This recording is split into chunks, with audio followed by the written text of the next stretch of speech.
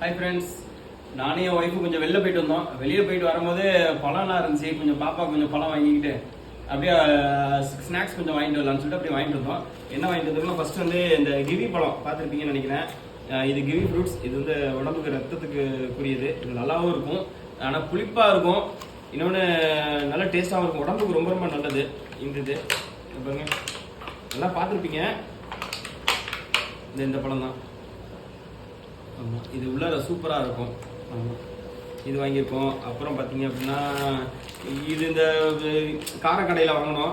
இதுக்கு பேர் வந்து சீடைன்னு சொல்லுவாங்க. இதுக்கு பேர் சீடை. அதுக்கப்புறம் இதெல்லாம் நம்ம சின்ன வயசில் சாப்பிட்ருப்போம். இந்த கல்கோனா யாராவது சாப்பிட்ருக்கீங்களோ அவங்களாம் கமெண்ட் பாக்ஸில் கமெண்ட் பண்ணுங்கள். இந்த கல்கோனா சாப்பிட்டதுலாம் கல்கோனா. அப்புறம் பார்த்தீங்கன்னா இந்த சீட்லெஸ் திராட்சை. சீட்லெஸ் திராட்சை கொஞ்சம் வாங்கியிருக்கோம். அதுக்கப்புறம் என்னன்னா இது நம்ம எல்லாமே போடுவோம். இந்த உருளைக்கிழங்கு சிப்ஸ் பாக்கெட்டு இது வாங்கினோம்.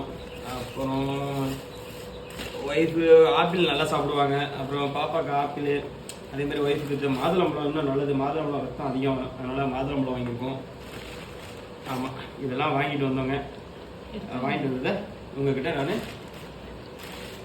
எல்லாத்தையும் எடுத்து வச்சுருவோம். அவ்வளோதாங்க. ஆமாம் பாருங்க, இதெல்லாம் நாங்கள் வாங்கிட்டு வந்தது. இது மாதிரி யாராவது வாங்கியிருக்கீங்களோ அவங்க நீங்கள்லாம் கமெண்ட் பாக்ஸில் கமெண்ட் பண்ணுங்க. தேங்க்யூ, பாய். வாங்க சாப்பிடலாம்.